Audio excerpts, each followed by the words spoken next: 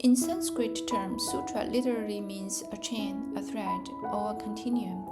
In Buddhism, it has many classifications. For example, one classification refers to the scriptures authorized by the Buddha, another to the scriptures empowered by the Buddha, yet another to the scriptures spoken by the Buddha in person, and so on.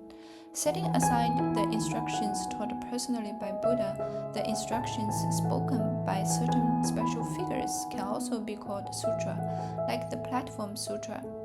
The main contents of the Heart Sutra are classified under the scriptures empowered by the Buddha. For the Buddha, while absorbed in a concentration called the apprehension of the profound, spoke this sutra by empowering Avalokiteshvara. However, according to the rule in Tibetan Buddhism, only the content personally spoken, empowered, or authorized by the Buddha can be called sutra.